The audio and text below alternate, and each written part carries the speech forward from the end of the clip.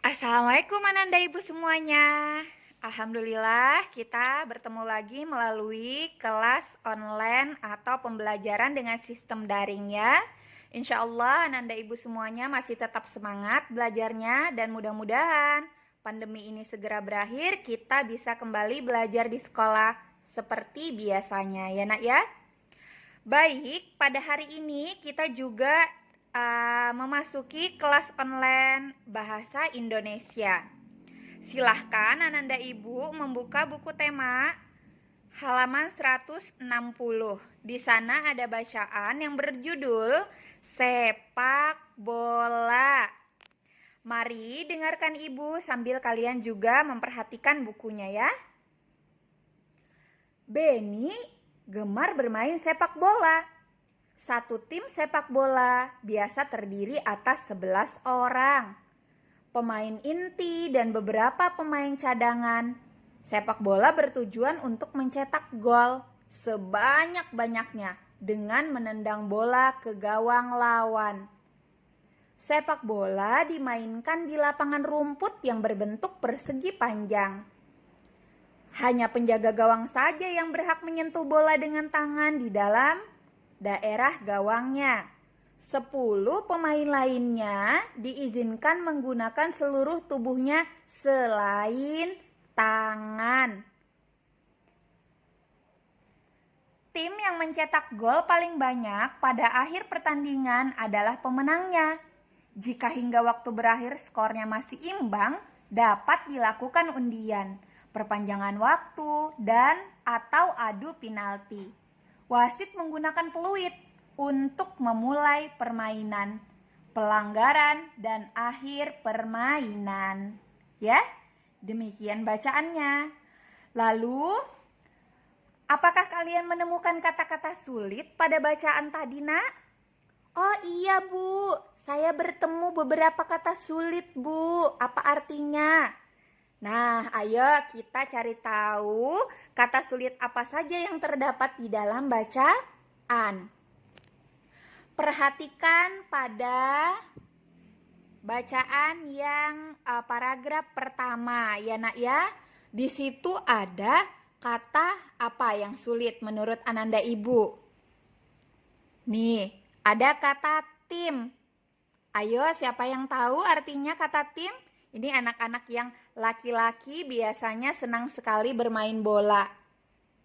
Iya, tim itu artinya atau sama saja dengan kelompok atau regu. Jadi kalau bermain sepak bola biasanya ada dua tim. Satu timnya terdiri atas 11 orang. Kemudian Bu, apa itu pemain inti Bu? Nah, pemain inti artinya biasanya pemain yang paling penting atau lebih pokok dulu dibanding pemain cadangan. Pemain cadangan biasanya diperuntukkan atau disediakan untuk ketika misal ada pemain inti yang cedera atau misalnya keluar dari lapangan karena beberapa alasan, maka pemain cadanganlah yang menggantikan pemain inti. Ya nak ya? Bu, saya mau tanya. Boleh. Misalnya apa? Gol itu artinya apa ya, Bu? Nah, apa? Ayo, gol artinya.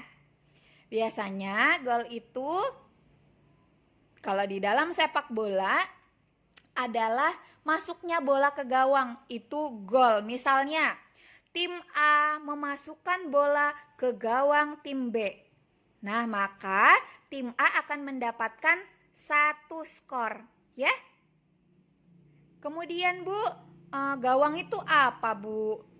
Nah, kalau gawang biasanya itu dia terdiri atas 2 tiang, nah berpalang dan biasanya terdapat atau diberikan jaring ya sebagai sasaran masuknya bola atau sebagai tempat di mana orang-orang para pemain akan memasukkan bola ke dalamnya untuk mencetak gol agar dapat skor ya.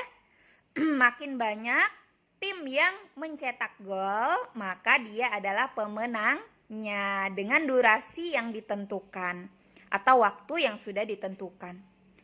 Ibu, saya menemukan kata sulit lagi. Ada penalti, Bu. Apa itu penalti, Bu? Baik, Ibu akan jelaskan secara singkat tentang penalti ini ya.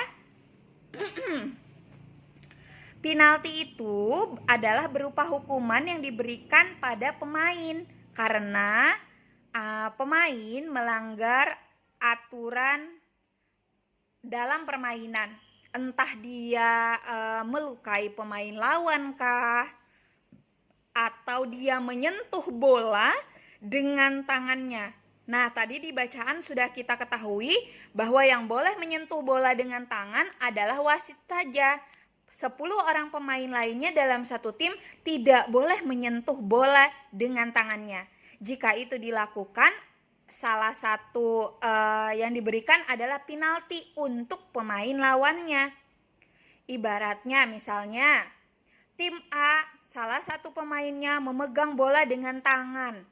Nah, berarti tim A akan mendapatkan hukuman. Penalti itu diberikan kepada tim lawan. Dia akan melakukan tendangan penalti yang memungkinkan pemain lawan mendapat kesempatan untuk mencetak gol ya. Jadi di setiap permainan biasanya ada aturan-aturan yang perlu kita taati, kita patuhi agar permainan dapat berjalan dengan lancar. Begitu juga sepak bola, ya Nak ya? Baik, sampai di sini mungkin Ananda Ibu sudah paham. Dan soal berikutnya di kelas Bahasa Indonesia berhubungan dengan penjelasan yang sudah Ibu sampaikan.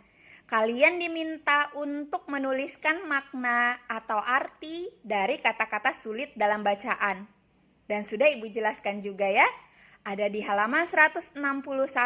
Silahkan Ananda kerjakan, lalu foto dan di-share ke KI 3 kelas online Bahasa Indonesia e-learning. Kolom akan Ibu sediakan segera. Baik, ada sambungannya Nak ya. Dan untuk di halaman 162, di sana perintahnya, buatlah kalimat dengan menggunakan kata-kata tersebut. Jadi kata-katanya sudah disediakan, misalnya tim.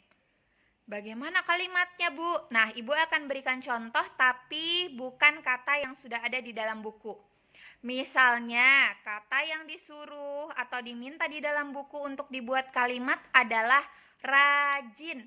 Maka bisa kalian buat kalimat seperti ini. Misalnya, Farel adalah anak yang rajin atau Farel rajin belajar di rumah. Atau apa, Bu?